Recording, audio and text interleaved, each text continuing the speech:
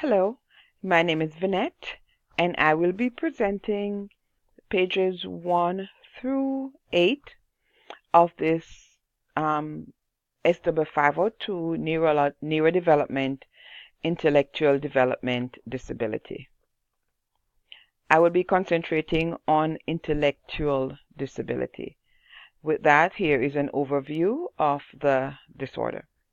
Of course, it is a neurodevelopment disorder which usually appears in the developmental period. That being said, intellectual disability is a manifestation of neurodevelopment disorders with onset from birth through teenage years, specifically diagnosed maybe by age 18. ID, or intellectual disability, may be the result of perinatal trauma or genetic makeup. Of course, it could also be as a result of other trauma early in life. Regardless of its origin, intellectual disability produces lifelong functional impairment.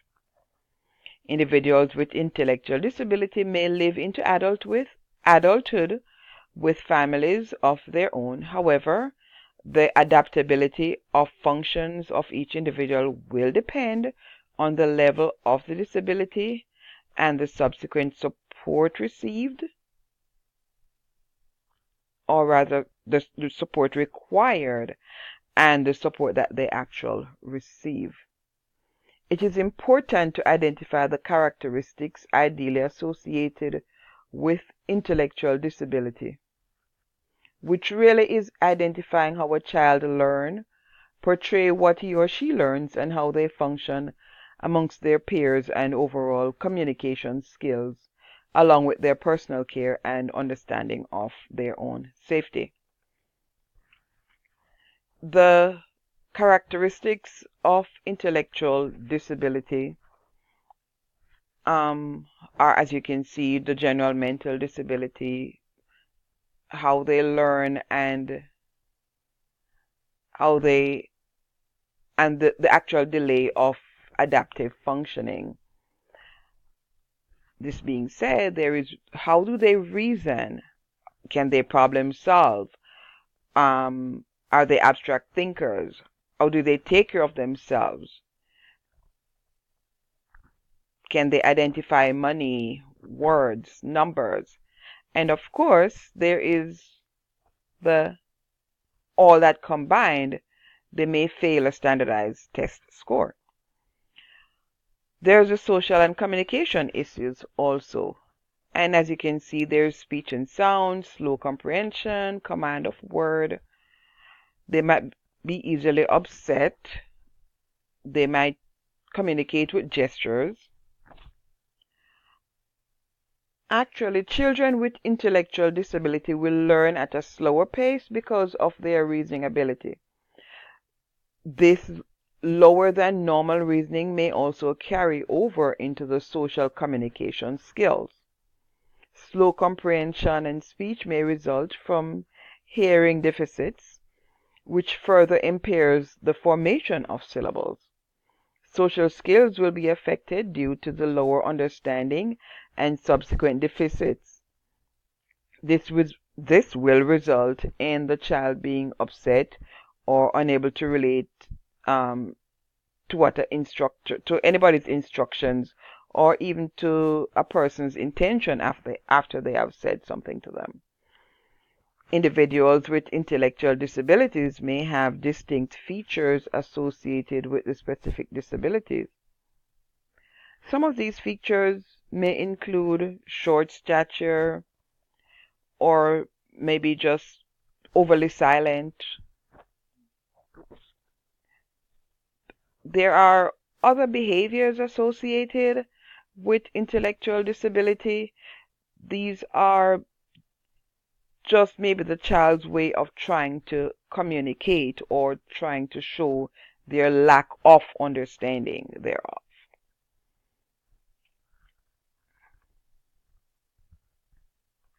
So here's a video by Colby, McBride, and Coleman.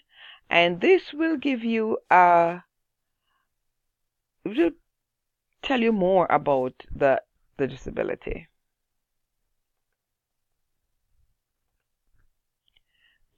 So, there are actually different levels of intellectual disability, and each level is used, or rather social workers should be mindful of each level in order to effectively create the support plans for the child, or as the individual as they grow up.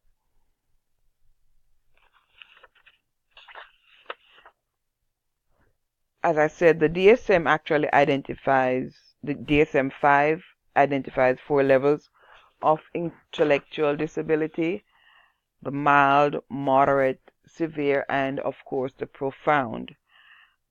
The mild disability, a person with a mild disability will eventually have their own family. They will have children. They might not be able to understand complex tasks, but with support, they can those tasks can be completed.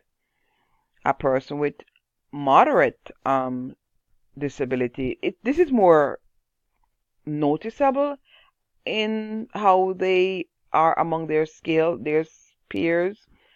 They have limited judgment and decision making, and they may need cues and reminders to perform their ADLs, their activities of daily livings, and they may need ongoing support and supervision for extended periods.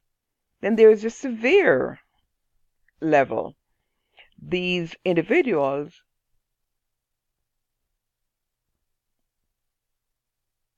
have more limited skills. They might not understand reading materials. They are limited in their social contact, in that they are closer to their family and just persons who they are more familiar with, and they only relate to simple conversations. So I could not continue to read this entire script and expect that they would be able to follow, because their speech is also limited and they do need assistance with their activities of daily living and may require ongoing support for structure and safety. Whereas someone with a more profound level of disability, this is more severe as, of course, profound. Their severe motor and sensor impairment, they communicate through gestures. They might not speak more than maybe a yes or no. There might be gurgles, but then there's always the gestures, the head shake, the hand reaching, the pointing fingers, whatever they need to do to communicate. Just that they won't speak as much as a person who would even have a severe. Most importantly, person with a profound level depends on caregivers for physical care.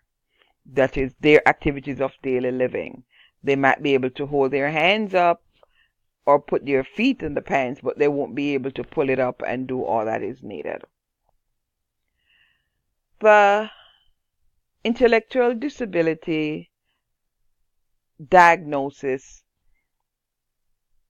has its own set of criteria, which there are 3. And all 3 has to be accounted for in diagnosing someone with intellectual disability. These are deficits in intellectual functioning, of problem solving, planning, abstract thinking, judgment, academic learning, and experience. There's a deficit in adaptive functioning that results in failure to meet development and sociocultural standards for personal independence and social responsibility. There's the onset of intellectual and adaptive deficit during the developmental period. In other words, All of these must be confirmed by both clinical assessment and individualized standardized intelligence testing with the IQ score ranging from between 65 to 70 would be the maximum. And more than likely, the person with intellectual disability would not function at the same level of children in similar age.